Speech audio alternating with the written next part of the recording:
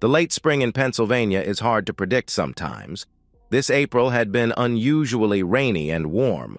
Typically, I was forced to mow the lawn for the first time in early to mid-May or so, but not this year. At least it isn't snow.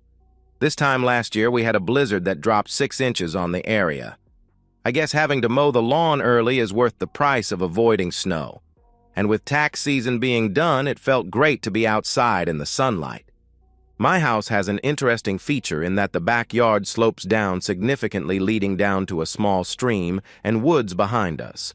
When they built the house, they leveled the front of the house with the road using backfill. This meant a sharp slope about halfway down the side of the house. So the basement, completely covered in the front, was revealed in the back. This allowed the installation of a double-wide service door so I could pull the mower and other lawn things in there instead of cluttering up my garage. It was one of my favorite features of the house. I'd finished with the mower and everything was back in place. I have allergies to grass, so I was anxious to get upstairs and take a shower. I was almost at the top of the stairs when I heard my wife's voice. I'd seen her friend's car when I'd mowed the front, so I wasn't surprised to hear voices. But then I heard what was being said, and it made my hand pause as I reached for the doorknob. I guess I should have started by introducing myself.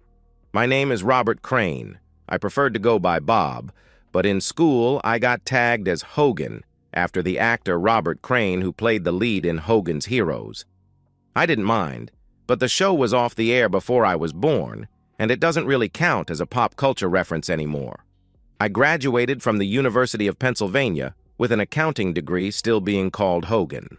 I gained my CPA in the minimal required time after leaving school and currently work for a large firm in Philadelphia as a team leader performing audits and such.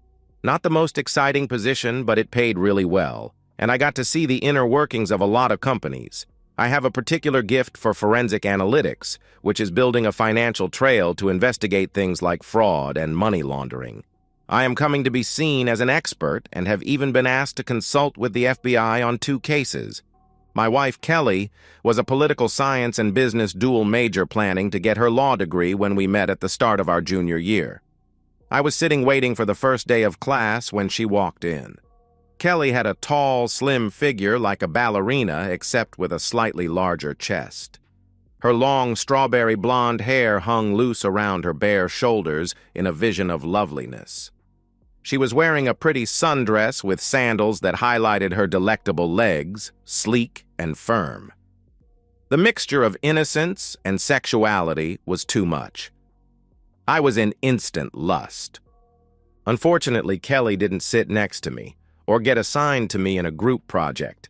It took me 4 weeks to approach her and break the ice. I made a silly joke and she laughed. It wasn't a dainty giggle, it was a full-out laugh. We started talking and I asked her if she wanted to go for coffee after class. "I've been waiting for you to ask for 4 weeks," she answered with a smile. The last 2 years of college we were seldom apart. Our parents weren't too pleased, but we moved in together for senior year. But they saw how devoted we were to one another and soon enough adjusted to it. I couldn't see how it could get any better. But it did. I graduated and immediately landed a job with one of the larger public accounting firms in Philadelphia. I was making a stupid amount of money for a recently graduated 22-year-old. Kelly was accepted into Penn's law school, so we just stayed in our student apartment. My company offered to pay for my MBA, so I was taking classes too. I took SEPTA to work every day, so a car wasn't needed, and cut down on expenses. 3 years later, Kelly graduated, and I proposed during her celebration dinner in the middle of Morton's Steakhouse in Rittenhouse Square. 6 months later, we were married. Kelly took a position as a deputy district attorney in the Bucks County Prosecutor's Office, which is north of Philly. We decided to buy a house in Doylestown, which was the county seat, and hosted the courthouse. It also was the end of the regional rail line, so I could simply ride the train in to work every day. It was an 80-minute commute one way, but better than trying to drive in on the Schuylkill Expressway or I-95. Kelly and her mother found the house. It was a great starter home with 3 bedrooms. One bedroom would be set up as an office with 2 desks. I would be telecommuting occasionally, and Kelly needed her own space for her legal work. The other bedroom would be a guest room, and of course, the final room was our master bedroom. It was also not too far from her parents' house. Kelly sold me on it as built-in babysitters for when we have kids. I was an only child and always wanted siblings. Kelly and I had discussed kids as far back as our junior year and agreed to wait until Kelly had time to settle into her career before we started trying. But now we'd reached that point, and 2 nights ago had agreed to stop Kelly's birth control and start trying to have a child. I was happier than ever before. And that was when what I heard caused my hand to pause on the doorknob. "Hogan and I decided that it's time for me to get pregnant," Kelly announced in an excited squeal. This set off her friend, Olivia Watkins. The 2 women made the same high-pitched noise that made me wonder about whales accidentally beaching off the Jersey Shore trying to reach them. As I stood on the stairs, I grinned at their excitement that matched my own at becoming a father. I was again reaching for the knob when I heard the question that wiped that grin off my face and the happiness right out of me. "That's wonderful, Kel," Olivia said. "But what are you going to do about Paul?" "Paul?" "Shh," Kelly hushed her friend. "Hogan is outside mowing the lawn." There was a pause, and I could almost see her looking around for me to pop up. Then she started talking again. "I've already told Paul that I'm ending the affair. He was fine with it. With Grossman stepping down from his Senate seat, Paul thinks he has a real shot at it. Getting caught having an affair with a married employee would be a big no-no. Just that simple. 3 sentences destroyed my world. Paul Evans was Kelly's boss in the DA's office. He was a widower in his mid-40s. His wife, Ann, died of breast cancer, leaving behind him as a single father to their daughter, Barbara. Paul was a real political animal, and Kelly had regaled me with stories of his maneuvers within his party to run for higher office. I guess I just found out how my wife got access to all that under-the-covers information. "Really?" Olivia was saying. "Just going cold turkey? You've been hot and heavy for 6 months, and you're just going to give up the lover?" The teasing doubt in her voice made me want to rip Olivia's head off. She'd been a classmate at Penn, and I knew her before Kelly. I knew Kelly and Olivia were now best friends, but I always thought she was still my friend, too. I guess I was wrong about that. "Stop," Kelly protested with a giggle. "You are so bad. Paul is a great lover, but he was just a bit of rough to play with. I love Hogan, but Paul just took me however he wanted. There was no love, just intimacy. Now that Bob and I are going for a baby, I don't want to take any chances.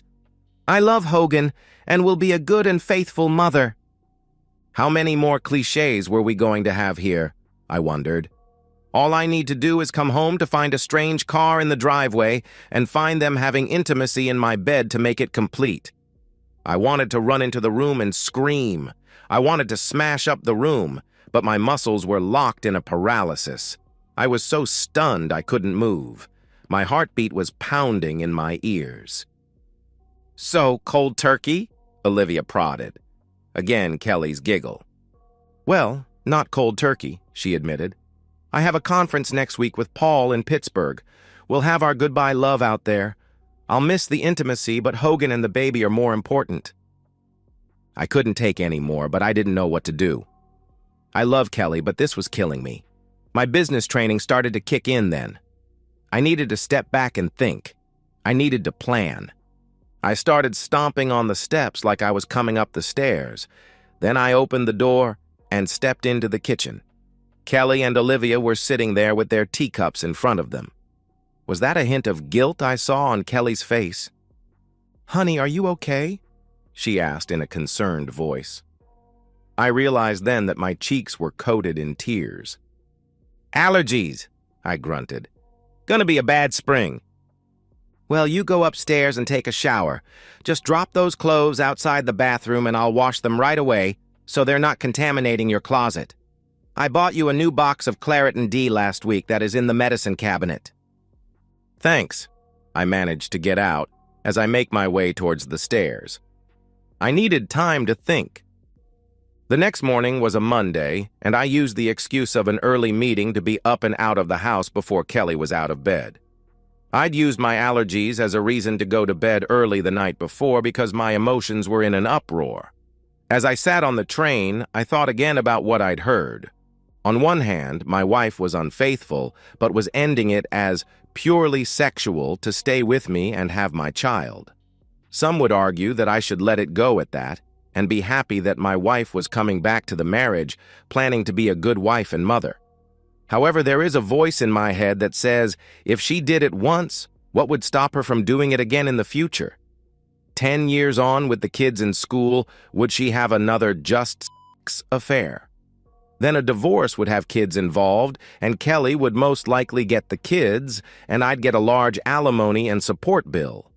As an accountant and business analyst, I had to think in terms of risk and reward. I found myself doing the same thing here. It came down to the fact my trust in my wife was completely destroyed. The just sex excuse misses what is the truly important issue in these cases. It is the total lack of respect it shows for the partner. The cheater knows what they are doing is wrong and would hurt the other person. Otherwise, they would be doing it in the open, and I would have known all along. Don't get me wrong, I don't think I would have ever accepted her sleeping with Don, but at the very least, if she had talked to me about it, some respect would have been shown. Kelly's actions proved to me how much she really respected me. I worked my day, but a part of my brain was focused on what I should do. I had no evidence aside from my overheard conversation.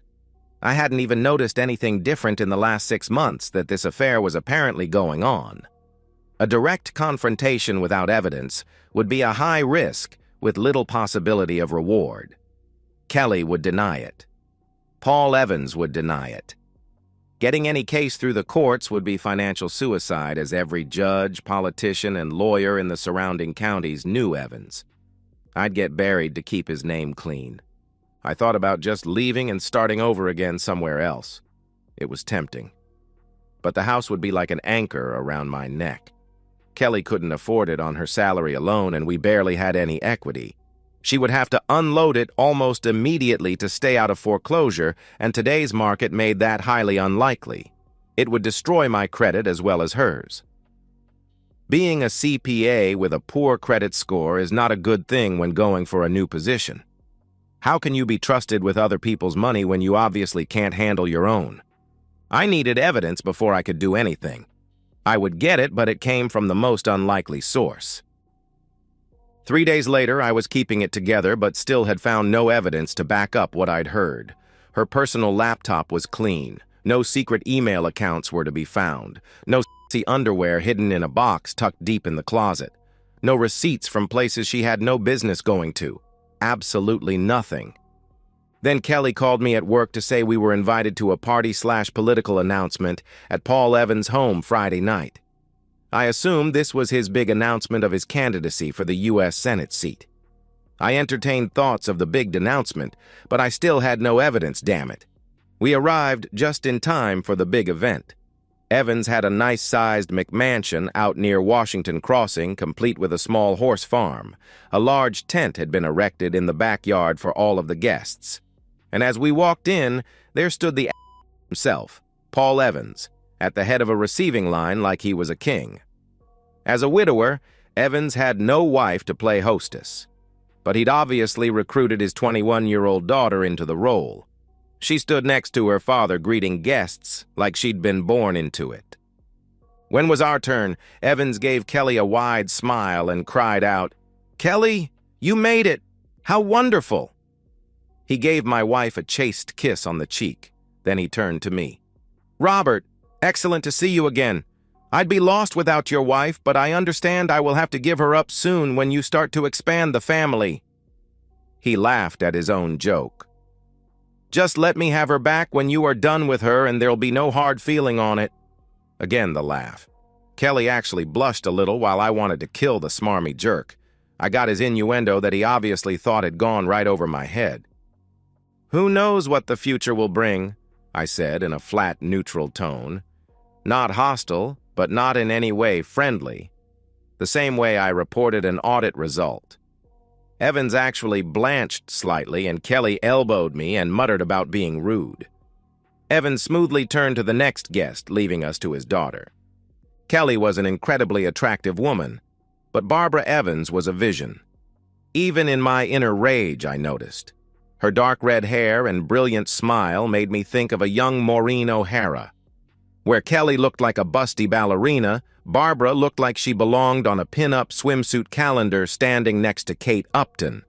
She had the combination of good looks, healthy figure, hair, and skin that photographers dreamed of and so often had to use Photoshop to achieve. Paul Evans had a perfect triple-threat political family. He looked the perfect part of the wise statesman and family man. His loss of his wife to cancer provided the perfect wife. She was idolized, and any opponent attacking her was asking for career suicide. Barbara was the princess, homecoming queen, a Penn senior majoring in business and pre-law, a former gymnast, now a member of the Penn cheerleading squad. Rumor, according to Kelly, was Barbara planned to try out for the Eagles cheerleading squad at their next open call as she'd just turned 21. With a sainted deceased wife and a smart, beautiful, photogenic daughter, the press would love him in a campaign. "Robert," Barbara said in an excited tone as she gave me a big hug. This wasn't the polite party hug. It was a full-on body squeeze. "You look great. No wonder Kelly has been hiding you away.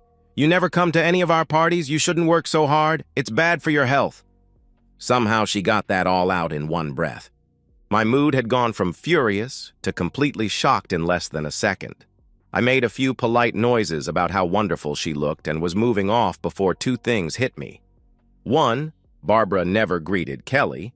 And second, what parties? Kelly didn't give me a chance to ask as she jumped in with her own greeting to the younger woman. Then we had no choice but to give way to the next guests in the line. As Kelly and I wandered off to mingle, I had to wonder what Barbara knew. After getting my wife a drink, I asked, "What parties was Barbara talking about?" Kelly merely smiled and snorted dismissively.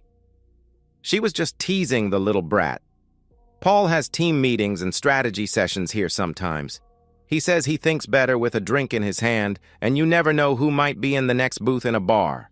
She's been home a few times when we've met here.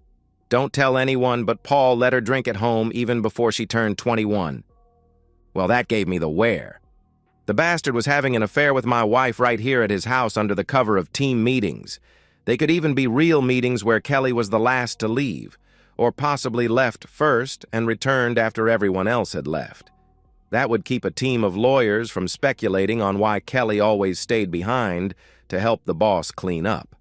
With a dead wife and a daughter off to college, he had no need to find a discreet hotel room. Hence, no records of their meeting. "So, Barbara attends your team meetings?" I asked. Kelly waved the question off. "No, she's been home a few times when classes were canceled. She is just teasing her father about having parties during working hours." She tugged on my arm. "Come on, love, buy your bride a drink." For the next hour, Kelly was never more than a foot away from me. We talked to a number of her co-workers, and a few brought up our plans to have a child and how sorry they would be to lose Kelly for a time, but how excited they were for Kelly and me. Frankly, I found it a bit awkward. Why did all these people know our plans? After an hour, Paul Evans called for everyone's attention. His daughter stood smiling by his side. He started off thanking everyone for coming, and then launched into his big campaign announcement. Everyone expected it, but acted excited anyway. I noticed the publisher of the local paper with one of his reporters nearby taking notes. I am sure it will make a big spread in tomorrow's paper. I won't bore you with the rest of the details from the party. It would have been a pleasant time if my heart wasn't shattered with my brain on overdrive thinking how to prove any of it. It was about 90 minutes after the grand announcement that Margaret Williamson, the first assistant district attorney, came by and said Paul wanted to meet with his staff. Where Paul was an elected official, Margaret was the senior person that actually ran the office. DAs could come and go every 4 years, but Margaret was a permanent fixture, a very tough lady, but also highly respected for her honesty and integrity in the legal community. The older female lawyer was most of the reason Kelly took the position. I rather liked her. Margaret was married for over 30 years to an electrician who supported her through college and now owned a nice-sized electrical contracting company. The two were devoted to each other. I always thought they were the model for Kelly and me. "Sorry to steal your wife away, Hogan," Margaret offered. "Paul wants to discuss the organization of the office once he's off campaigning." A moment later, they were both gone. I wandered away from a small cluster of other spouses that had been left behind for the meeting and made my way over to the other side of their large pool opposite the patio where the party was occurring. There was a wicker chair swing hanging from chains.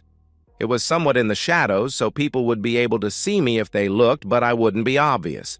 In other words, it was a perfect place for me to try to gather my thoughts. I had been sitting down for less than 5 minutes when a voice intruded into my solitude.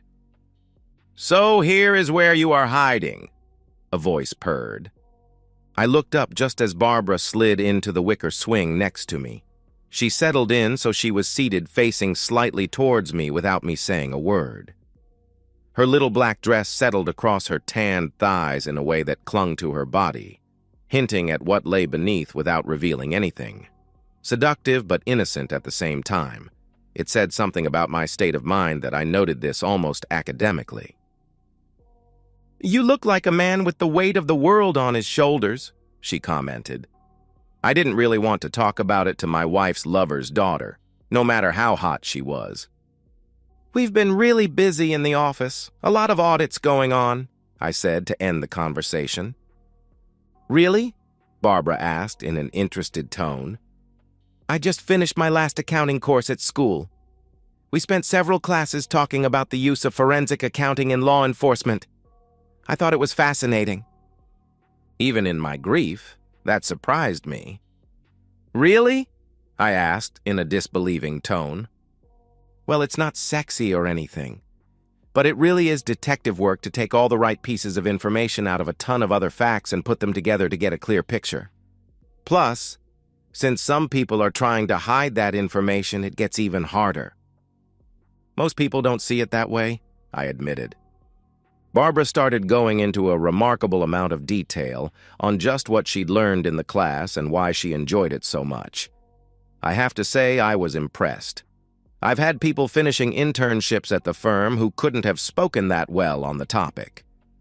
Focusing on her words actually helped me set aside both her looks and, more importantly, the rage boiling deep inside me.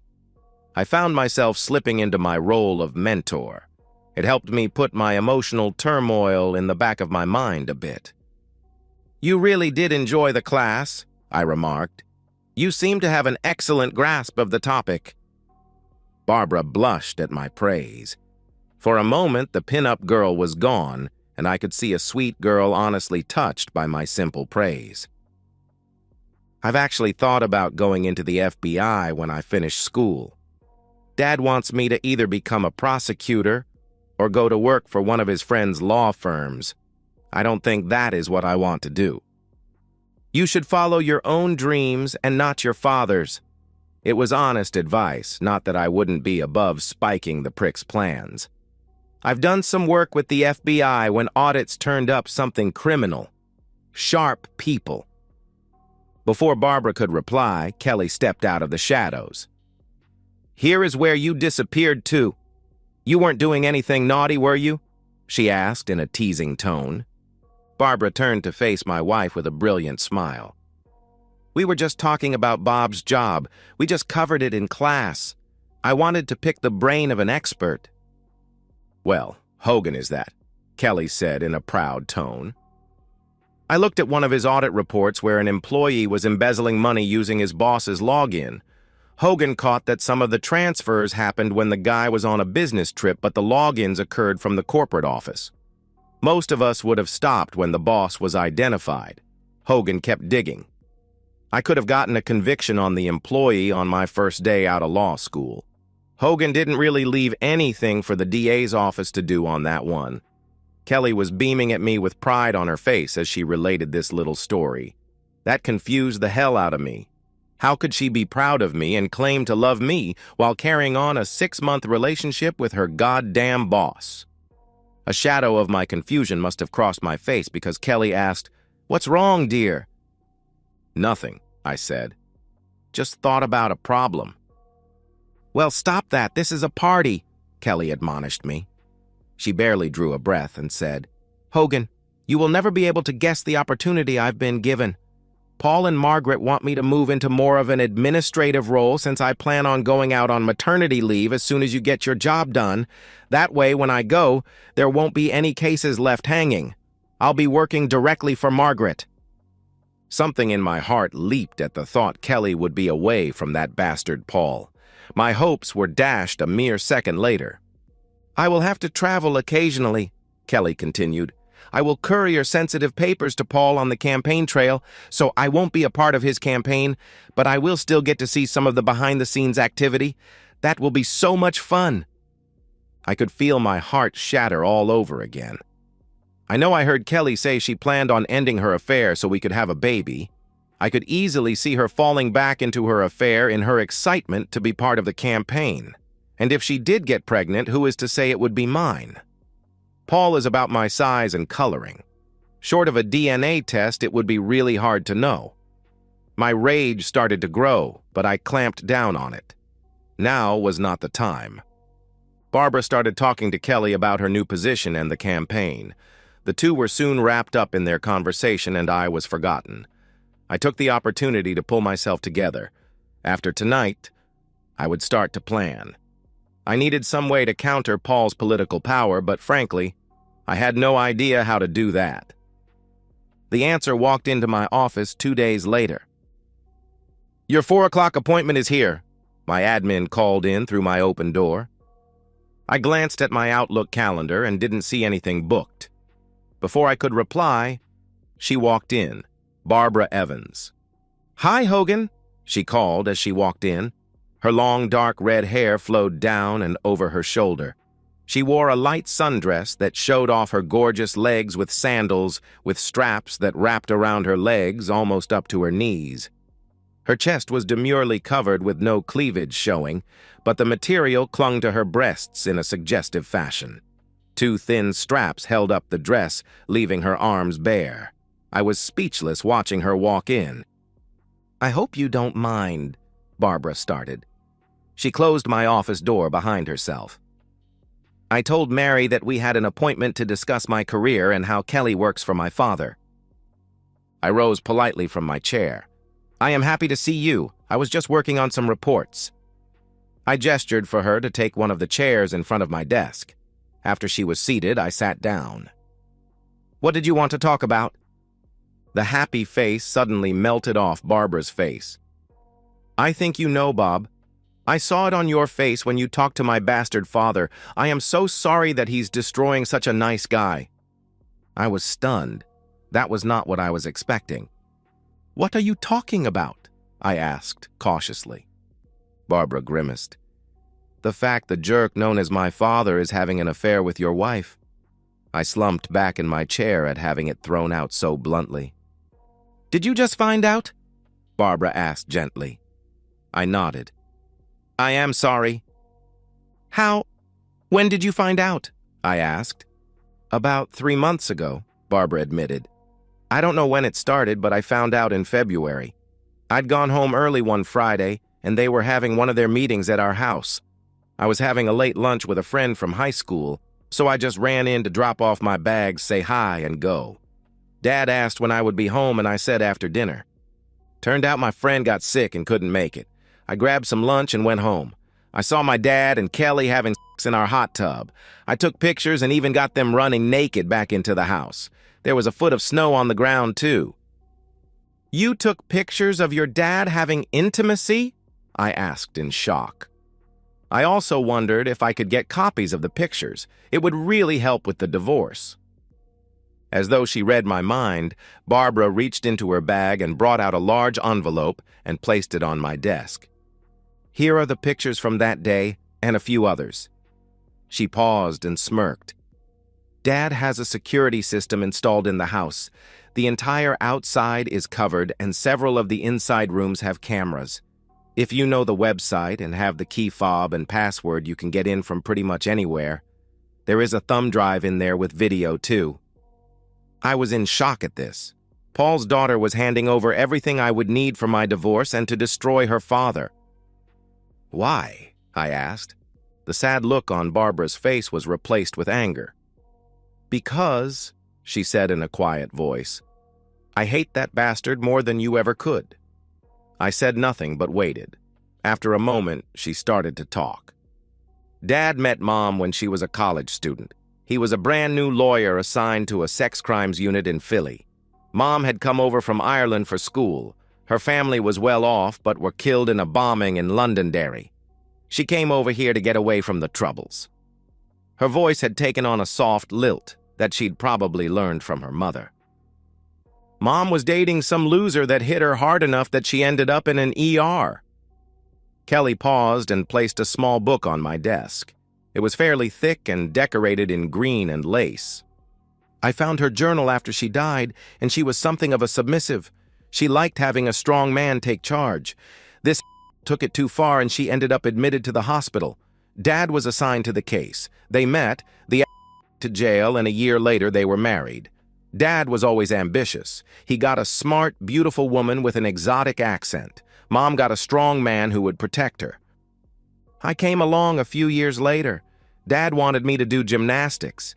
He thought having a daughter performing in the Olympics would do wonders for his political career. Do you know what ends most gymnastics careers? I shook my head and said, never thought about it. Barbara smiled. They call it the 3 Bs, breasts, butts, and boys. I got the first one. I was told to do cheerleading and be the all-American girl. I didn't mind as I liked performing, but I realized by the time I was 16, I was merely a prop for my father's ambitions. Mom knew it almost from the start. Dad was having affairs almost from the time they were married. Mom knew and begged him to stop, but she was too weak to do anything about it. She felt trapped. She was a staunch Catholic, so divorce was out. Barbara paused a bit, and LL let her gather her thoughts. After a moment, she continued. Sometimes I wonder if her poor reaction to the cancer treatments was a result of her unconsciously wanting to die or actively sabotaging her treatments. In any case, I was in the hospital with her when she died. The official story is my father was in court winning a homicide conviction. He had the doctor change the time of death. He was actually having an affair with his assistant at her apartment to celebrate. He just trotted out Mom as his trophy, and the press loved the story of how they met. The heroic DA rides out to save the battered woman. Hell, the bastard hit her himself more than once that I saw. Why are you telling me all of this? I had to ask. Because you don't deserve this, Hogan. My dad, he's not a good person. After Mom died, he kept his affairs discreet until I left for college. That is when he started hosting meetings at the house. And they are not just for his job. He also has meetings for some of the charity groups he is involved with. I know for a fact he is sleeping with 2 other women from those groups too. One of the poor women actually thinks it's true love and is planning to leave her husband. Is that what Kelly thinks? I asked. I know what I'd heard, but I was still curious. Barbara shook her head and said, No, she seems to think it's just fun. They say power is the ultimate aphrodisiac. Kelly seems to be proof of that. I heard her talking with my dad about some senator they met with and how excited she was when she got back to Doylestown. I winced at the blunt comment. I even remembered the day. I'd come home to a wild woman, and it was one of the best nights of sex in my life. A cherished memory was now sour because I knew now that my wife had probably not even been thinking of me at the time. So, what do you want? I asked. To her credit, Barbara looked me right in the eyes when she answered. I want you out of your marriage to that cheater. I want my father's career destroyed to the point he would never be elected dog catcher in a town full of cats. I thought of just sending my stuff to the papers or even to the other party, but he has too many friends. I figure together we can make them pay. Won't that make it harder for you to finish school? She again shook that deep red hair. No, Mom left her inheritance to me as a trust fund. I haven't touched it, but if it came to it, I could pay for the rest of my schooling and an MBA and still have a nice nest egg left.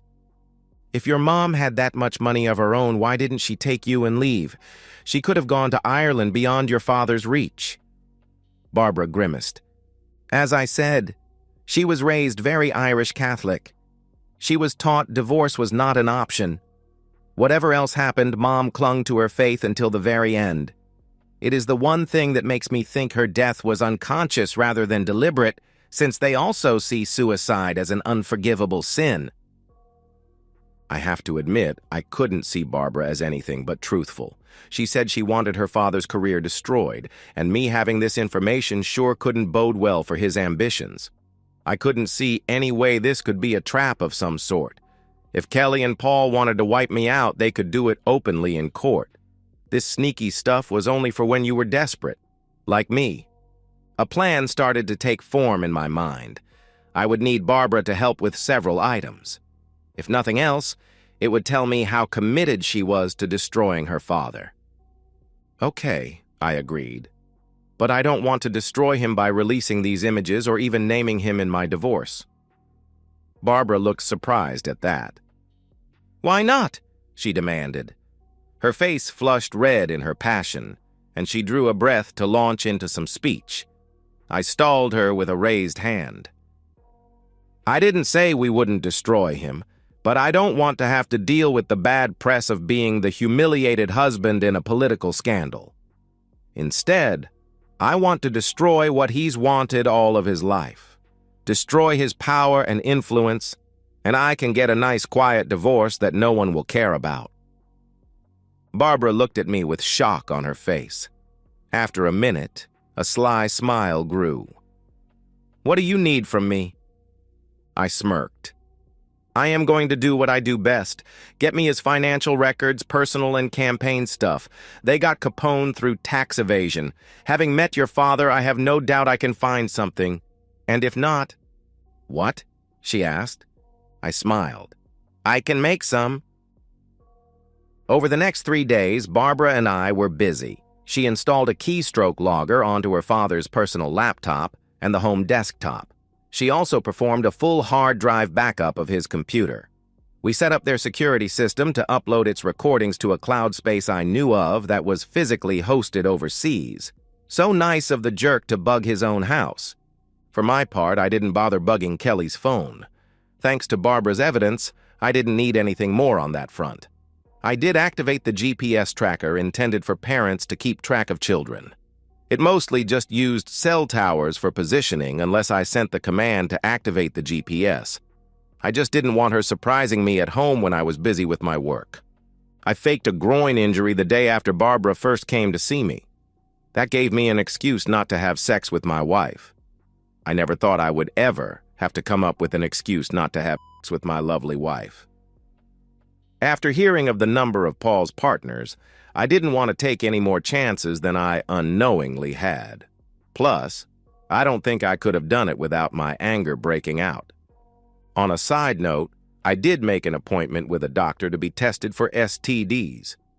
Nothing showed up at first, but some of those bugs, like HIV, can take months before they give a positive result for antibodies. It was a randy, frustrated Kelly that left for her final rendezvous with Paul at the conference in Pittsburgh. Unsurprisingly, she was really excited to go. Leaving her hanging the last few days had her really keyed up. Some guys might have given her the goodbye love as revenge. My problem was somewhere inside I still loved her. I could never trust her again, but that didn't mean I didn't love her in some part still. But I also couldn't stand the thought of having intimacy with her after what I'd learned. Thursday morning came, and Kelly was waiting with her packed bag, waiting for Paul and a junior lawyer from their office that was going to the conference with them. I wonder if the young guy knew he was their cover. "So, I will be home Sunday afternoon," Kelly said, as she walked up behind me after dropping her bag by the front door. I was sitting at the table with my back to her, sipping my coffee. She wrapped her arms around me and leaned down so her lips were right next to my ear.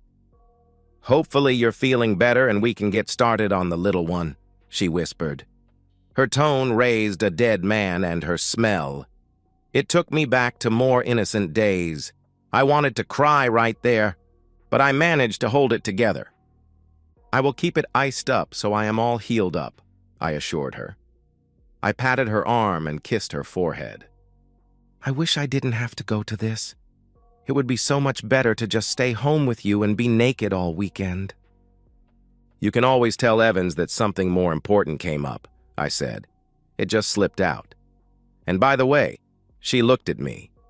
She'd heard something in my tone. What is your problem with Paul? She asked in a startled voice. First you were rude at the party, and now you sound like you hate the man. I forced myself to calm down and shrugged. Honestly, I've seen too many hotheads like Evans that think he's untouchable and power incarnate. They're big fish in little ponds. They sell the illusion of power and get people to buy it. Like that mayor in South Carolina last year. Big, powerful guy embezzling from the city while sleeping with 3 married women. Now he's doing 10 years in the federal pen, and they are all divorced and publicly humiliated. I get the same vibe from Evans. If he gets to Washington, he'll be having intimacy with clueless interns in a week. But eventually, the wheels will come off on his ride, and his stuff will splatter over everyone around him when it does.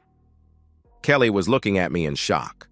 She'd heard me rant about the scumballs before, but I'd never linked Evans to it before. I probably should have kept my mouth shut, but it felt good to let it out. And while the marriage was over, I also felt it was fair to give Kelly fair warning. I still loved her, even if I'd never trust her again. Hogan, that's a horrible thing to say about Paul, Kelly protested. He's a good man who's done a lot for the people of this county. He's not like that. I heard an almost pleading tone in her denial. In timing that couldn't be planned, we heard the sound of a car horn coming from outside the house. Paul had arrived. Kelly let out a frustrated sigh. She gave me a little glare that quickly faded into a mixture of regret and what almost looked like fear. I will be home in 4 days, Kelly said in a conciliatory tone. We can talk about this then. But be ready, love. We have a baby to start on. Then she wrapped her arms around me for a passionate kiss. A kiss I returned just as fervently. Have a good week, she breathed out. I love you. I love you too, I responded. She grabbed her bag and opened the front door. Bye, dear, she called over her shoulder. Goodbye, Kelly, I said. Then I shut the door. 30 minutes later, I left to catch the train to the city. Barbara and I had an appointment with the FBI. Turned out I had no need to manufacture any evidence. I would put Paul Evans' embezzlement skills as moderately clever. Barbara and I met in her off-campus apartment to review the documents she'd pulled off his computer. Fairly standard techniques on the whole. I estimated he had about $2 million stashed in an offshore account. At least that is how much he funneled to it, but I can't be sure it's still there because those records were not included. Most of that money came from a variety of small contributors that would not trigger IRS types, but why were out-of-state people donating to a county DA's campaign? I managed to trace several of them to people with ties to defendants where the case was dismissed or a plea bargain was accepted with unusually light sentences. It was Barbara who found the biggest bombshell. Turns out she was not an only child. Evans knocked up 2 other women along the way. One was born 3 years prior to his wife's death. The mother was one of his staffers at the time. The third was born 8 months after his wife's death to, get this, an 18-year-old volunteer at the hospital his wife was in for treatment. Evans was flowing $2,000 a month to each woman from campaign contributions as poll research consultants. Barbara almost destroyed her own apartment in her rage. That red hair really is a warning. By the time Kelly and Paul left, we had everything worked out in Paul's records. There were still questions, but we lacked the resources to get to the information. So I wrote up all of the findings and scheduled a meeting with a senior FBI agent I'd worked with out of the Philly office. Barbara came along to tell him the story we'd cooked up. Barbara's story was she'd wanted to look at some real records after taking her forensic accounting class. She decided to take a look at her father's records out of innocent curiosity. When she'd spotted some oddities, she'd called me because my wife worked for her father, and she knew of my expertise. Gary was an experienced pro. He knew there was more to it than that. but we'd dropped a gift-wrapped present in his lap, so he didn't push. A dirty DA in his own backyard?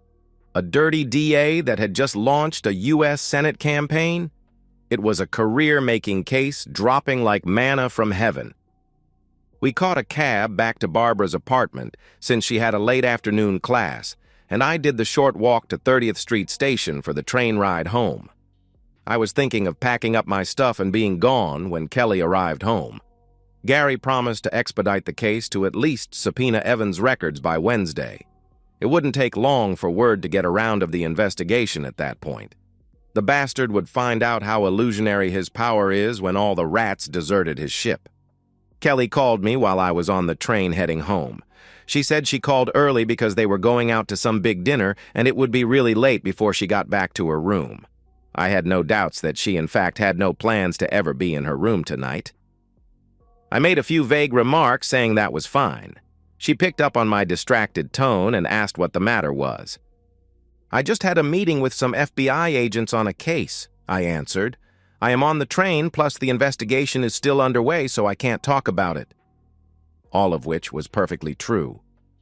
"Sounds like it really got to you," Kelly said, her tone concerned. "Yeah, well, this one is going to be ugly. It will probably make national news when the full story leaks out." "Really?" Kelly asked, sounding a bit intrigued. "Can't you give me a little hint?" I couldn't help it. Crooked politician, bribes, money laundering, sex, marital infidelity, kids involved, your typical summer novel crap. Anyone I know?" I grimaced. "I've said too much already. The Bureau would have my hide if I said anything else." "Oh, you're no fun," Kelly pouted. "Don't worry, love. Your secret is safe with me." We said our goodbyes and she was gone. When I walked into the house, it all just hit me. My marriage was over. Dating and married, we'd been together for 10 years. I never expected to be single again, but now I was looking at just that. In the end, I just sat on the couch and waited as the sun went down. I just sat watching. I felt like I was watching my life sinking down over the horizon. I just watched. It was many hours after it had gone down before I moved again. It was noon on Saturday before I emerged from my bout of self-pity. I'm not saying I didn't deserve to indulge some, but I knew I needed to shake it off. Ironically, I was mowing the lawn again when I saw a BMW convertible pull into my driveway. I brought the mower to a stop while I watched Barbara emerge. The first thing I saw was her long, pale legs swing out of the driver's side. She was again wearing sandals with the thin cord wrapped halfway up her calf. They always made me think of the ancient Greeks. As she stood, I could see her sculpted legs flex in a way that spoke of strength underneath her firm flesh. Going with the Greek trend, she was wearing a pure white toga-like dress that stopped at mid-thigh, but with 2 inches of lace at the bottom, allowing a few teasing peaks of her upper thighs. The dress was a light, silky material that hugged her curves and tended towards the translucent. Her firm breasts were held by a bikini top that was just visible through the dress.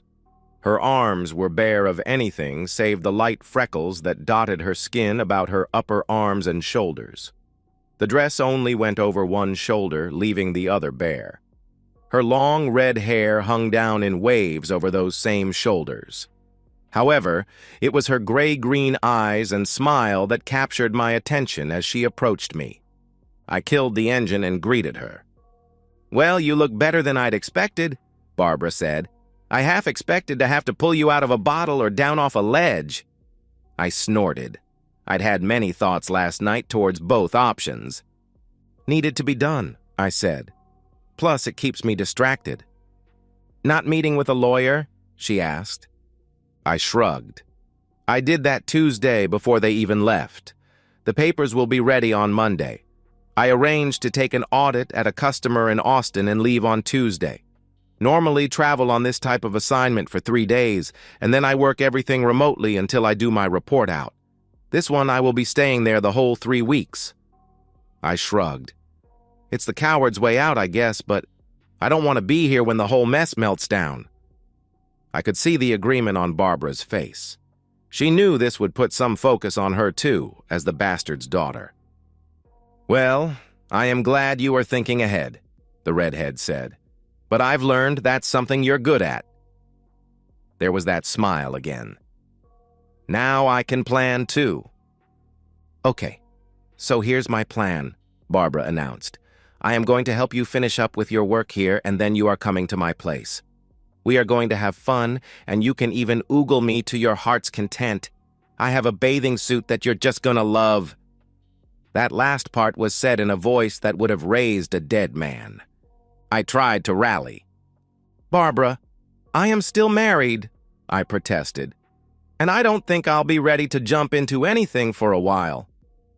"You need to let off some steam before you explode," the sexy redhead insisted. "Besides, you know the old saying, 'What's good for the goose is good for the gander.'" The look she gave me was playful, wicked, and guileless all at the same time. I couldn't help but laugh. In one of those bizarre coincidences that prove that the truth is stranger than fiction, we ran into Olivia of all people. After I'd finished up my yard work, I cleaned up and we went out for a late lunch to a nice restaurant. I wasn't really up for trying for any revenge, but it was nice to get out of the house. And going out with someone as nice as Barbara, and who looked like Barbara did, would never be a hardship. When I pulled up, I noticed a certain car parked a bit closer to the restaurant. It was Oliva's. I always thought it was a crime to put OBX and Jersey Shore bumper stickers on Mustang GT. I almost told Barbara to turn around and we'd find another place. But I didn't. Instead, I did something that was totally out of character for me. It was all on a whim. After all of my careful planning, something in me just tore seeing Olivia's car parked in that lot. I casually wrapped my arm around the beautiful redhead and ushered her into the restaurant without another word. I tipped the host to place us at a certain table. It was somewhat obscured, but was in plain sight when returning from the bathrooms. I sat Barbara facing out and settled myself into the seat next to her. She smiled when I took her hand. "What brought this on?" she asked with a cute little smile. "Not that I am complaining." I laughed. "Remember me telling you about how I found out about my cheating wife? Her friend Olivia? Well, her car is parked right outside." Barbara let loose a throaty laugh. "So I get to be the other woman? Ooh, I can live with that." She leaned forward and placed an incredibly soft kiss on my lips. It wasn't a deep, passionate kiss, but rather one that hinted and promised so much more to come. A lover's kiss. Our meals had arrived, and I was honestly enjoying myself. The subterfuge was mostly forgotten as I enjoyed Barbara's company. Her sharp sense of humor killed me. I'd never heard someone make accounting sound so dirty before. I just happened to glance over and notice Olivia walk past us. I pointed it out to Barbara. "Oh, goody," she giggled. "I've been so waiting to do this." With that, she leaned forward to kiss me. I found my hand being guided under the table and onto her leg. The skin of her thighs was so incredibly soft with firm, supple muscle underneath. The touch was electric. I could feel the heat radiating out of her panties. My hand slid forward of its own volition to feel the moisture there.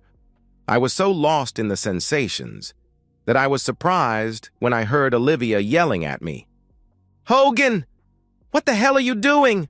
she was screaming at me. "Who is this tramp running around on your wife while she is out of town? I thought better of you." I have no doubt the whole restaurant heard her. I released Barbara and turned to look at my erstwhile friend. "What is your problem, Liv?" "It's just a bit of carefree intimacy before Kelly and I settle down and have a kid. And can you keep it down? People are trying to eat." Olivia gapped at me like I'd smacked her with a dead fish. "What?" she started. "Oh, come on now, Liv. Kelly is doing the same thing.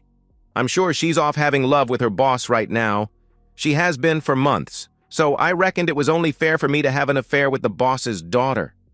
I think Olivia almost had a heart attack right there. I felt Barbara start to giggle, so I gave her a little squeeze to keep her quiet. Of course, I sort of forgot where my hand was, so her giggle turned more into a groan of pleasure. "You know about—" Olivia stuttered out. "I know I'm supposed to be the faithful, clueless husband, while my wife runs around so ably assisted by a woman I thought was a close friend of mine." Olivia winced at the scorn in my voice. "I know Kelly wanted one last taste of the strange before having a kid. Kinda like that one last fling before we got married. If it was okay for her, what is your problem with me?" I had no information on Kelly having any affairs prior to Jerk Paul, but as the saying goes, once a cheater, always a cheater. I was taking a shot in the dark with my suspicion and wondered if Liv was off balance enough to confirm it. She was. "You know about that too?" she gasped. "Nope, but thanks for the confirmation," I answered. Olivia paled at that. "Go away, Olivia," I said. She turned and fled the table. We heard a commotion a few minutes later. That was Olivia leaving the restaurant.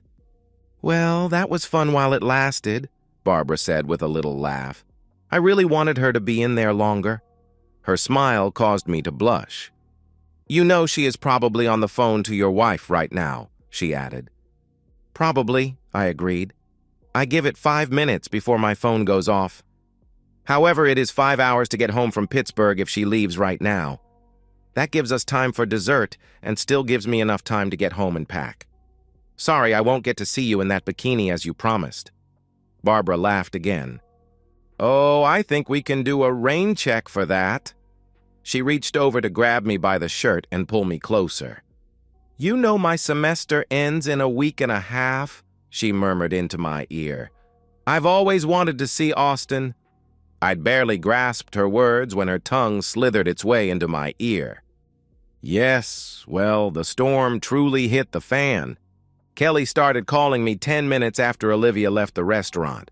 I listened to a few of her messages, and she was furious for cheating on her. That almost caused me to laugh. After an hour of her messages and texts, I blocked her number. I knew eventually she would just call from another phone, but she was driving back from Pittsburgh, so it wasn't like she could just ask to borrow someone else's on the turnpike. I went home and packed up all of my personal items, not just the stuff for my trip to Austin. I had the time. Within 4 hours of the encounter with Olivia, I was driving away from my house for what was probably the last time. I booked myself into a hotel near the Philly airport after dropping most of my stuff off in a storage locker until I could find a place to live. I talked to Barbara a few times on the phone. She was straying with a friend as her father was leaving furious messages on her phone now. I moved my flight to Austin up a day and was gone Monday morning. Kelly managed to call my phone a few times from other numbers. Now they were tearful rants of how could I do this to her? Why would I destroy her career, etc. Apparently, Olivia's initial screaming had gotten a lot of people's attention. Someone then posted a fairly accurate account on their blog and identified Barbara and me as the players. My comment about Kelly having an affair with Paul was also reported along with the fact they were together in Pittsburgh for the weekend. That caused a big stir in the county political circles and the courthouse. I avoided most of the news out of Philly for the rest of the week. It wasn't until Friday that I got an email that told me what was happening back in Doylestown. Surprisingly, it was from Margaret, the senior manager in the DA's office. The older lawyer apologized for all that had happened. She knew Paul was dating 2 women outside the office but knew nothing of Kelly's involvement. She also applauded my getting revenge by using the law against a lawyer. According to Margaret, it was an eventful week in the Buck DA's office that week. Monday morning, Paul was in the office attempting damage control and denying any improper behavior on his part. "It is just my daughter's rebellion under the influence of a cheating husband," was the story he tried to sell. Then on Tuesday, Kelly was served with the divorce papers on the grounds of adultery. The envelope was filled with pictures, DVDs, and a letter from me. Kelly's scream of horror when she read my note brought Margaret and 2 others running into her office. Kelly was slumped in shock in her chair, and Margaret spotted the pictures that had fallen out onto the desk. My letter to Kelly told her I never had an affair, but hoped she now had some idea of how I felt about her and the jerk. I told her I couldn't be married to someone I couldn't trust, especially now that I knew she'd been unfaithful before. Not much work was completed in the DA's office on Tuesday. Margaret was in Paul's office for a meeting the next day when 4 men in suits suddenly walked in. Paul was yelling at them for interrupting an important meeting when one man informed Paul he was under arrest. She said he was in complete shock when they cuffed him and walked him out of the office. They walked him right out the front door of the courthouse and past the reporters who had somehow been notified. Margaret closed her email by apologizing for letting their behavior happen in her office. She also said to let her know if I needed anything, as I didn't deserve this kind of thing. I am sure some of her email was damage control, but mostly I think it was Margaret being the moral, professional person I always took her for. Now all my plans for a quiet divorce were shot to hell because of my own stupid ass. Impulsive stunt with Olivia in that restaurant. The Philly news stations quickly got wind of Paul's arrest and the charges against him. As I told Kelly, this had all the makings of a summer novel. Betrayal, revenge, and way too much angst. The news media loved it, and it was quickly picked up by the hungry 24 news services. I avoided the worst as I was out of town, and they hadn't managed to track me down since I booked a second hotel room in a place 10 miles from the one listed on my itinerary at work. I had checked in there, though, so the reporters camped out around it trying to catch me. I did see on TV that they were camped in front of my house. Kelly wasn't coming out, and they only got shots of my in-laws going in and out. Barbara had it the worst as the daughter that turned in her own father. She still had to go to class and take exams, so the media had a fairly easy time finding her the first few days. Then the school forced the reporters off campus as they were disrupting the students. It also helped when the 2 women who bore Paul's children came forward for their 15 minutes of fame. Her last final completed, Barbara slipped off campus and headed to the airport. The media was disappointed, but not too surprised when she was a no-show at the graduation ceremony. After a while, the story slipped to a secondary news item and stayed there. It flared up when Paul's trial started, but he pleaded guilty to several charges, making him a 20-year guest of the federal government. Thankfully, his pleading guilty meant Barbara and I were never called to testify. Then it dropped completely off their radar, taking Barbara, Kelly, and I with it. Oddly enough, after all that publicity, my divorce did go through quickly and with a minimum of fuss. Kelly signed the papers 4 days after receiving them. I got a letter apologizing for what she had done to me and to us. She'd sworn in her rage driving back from Pittsburgh that she would never forgive me for cheating on her. Finding out that she was in fact the only cheater, she'd realized how hypocritical that made her. She took my offer of a 50-50 split and just asked that at some point when it wasn't so raw if I would agree to meet with her so she could apologize in person. She closed saying that she would always love me and wished me well. I heard later from her mother she'd quit her job and moved out to the Midwest with an aunt. Taking down Paul did wonders for my career. The FBI gave me full credit in the press for the analysis of Paul's records. Since I was hiding from that same press, I was even more thorough on the Austin job and found not just the embezzler they were looking for, but a second that they didn't have any indication of at the time. My firm promoted me and assigned leadership to a team focused on white-collar crimes. And yes, some joker hung the label on the team as Hogan's Heroes. But the best part was when they assigned me an assistant, a recent college graduate looking to gain experience in forensic accounting. I've never enjoyed working late so much, and that bikini looked even better on my hotel room floor. And so, we've reached the end of today's story. Was it what you expected, or did it take a twist you didn't see coming? I'm curious to hear your thoughts. Share them in the comments below, and let's get a conversation going. If this story kept you hooked, make sure to hit that like button. And if you're new here or just haven't subscribed yet, now's the perfect time to join our community. I bring you fresh, captivating stories every day, so click that subscribe button and turn on notifications so you never miss out. Thanks for watching, and I'll see you in the next one.